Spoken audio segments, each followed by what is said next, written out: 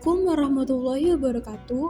Halo Sobat Muslimers, kembali lagi di Sejarah Islam. Sobat Muslimers, dalam Al-Quran banyak kisah sejarah masa lampau yang pernah terjadi pada masa para nabi sebelum Nabi Muhammad. Bahkan, beberapa kisah digambarkan berada di beberapa kota atau negara.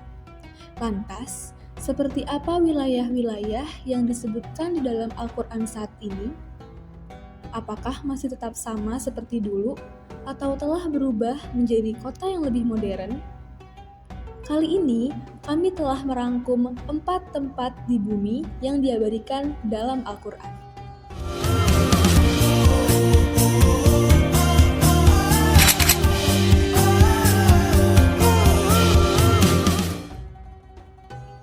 Tempat yang pertama yaitu Gunung Pelangi yang berada di area Taman Nasional Zangit.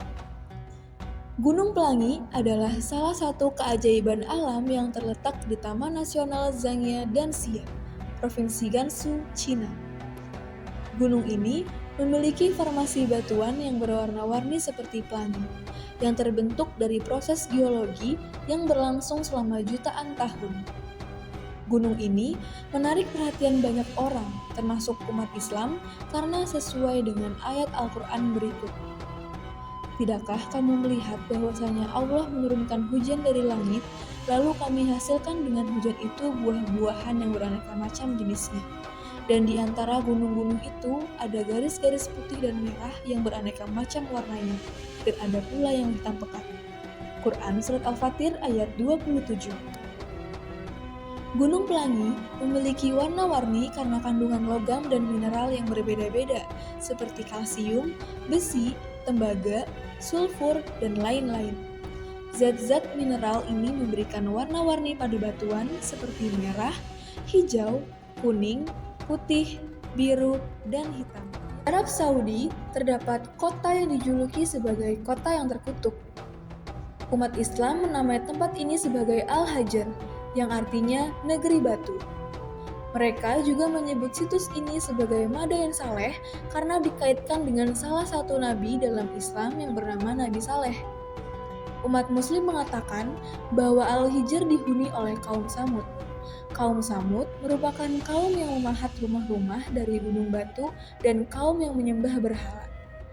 Pada suatu ketika, kaum Samud menginginkan Nabi Saleh untuk mengeluarkan unta betina dari balik gunung agar kaum mereka beriman kepada Allah. Namun, sebagian dari mereka malah membunuh unta betina itu dan kaum mereka ditimpa hukuman berupa gempa bumi dan tempat berikutnya yaitu Yerusalem yang dijuluki sebagai kota suci tiga agama.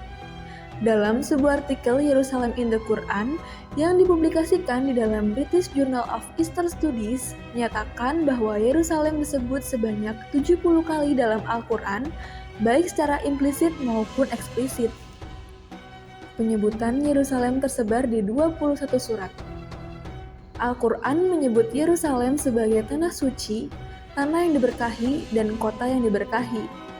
Salah satu ayat yang menyebut Yerusalem yakni firman Allah dalam Quran Surat Al-Ma'idah ayat 21.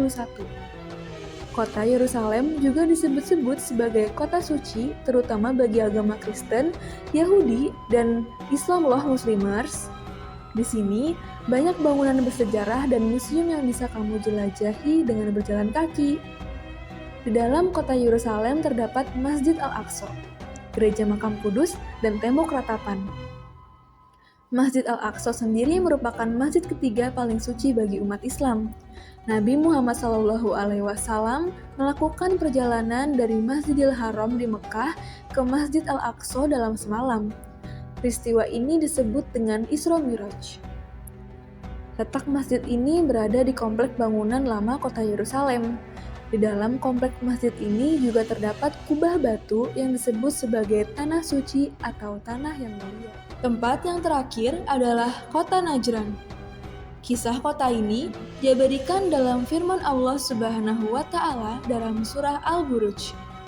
Kota Najran sendiri termasuk wilayah Arab Saudi yang berbatasan langsung dengan Yaman. Kisah yang sangat terkenal tentang kota ini yakni tentang pembesar Najran yang memerintahkan pembuatan parit-parit. Parit-parit itu merupakan lokasi eksekusi orang-orang yang beriman, di mana api yang membara kemudian dinyalakan di dalam parit-parit tersebut.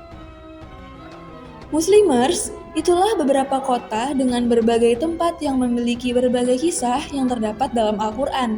Tentu menambah wawasan Muslimers, dan semoga kelak kita bisa mengunjungi salah satu tempat tadi ya.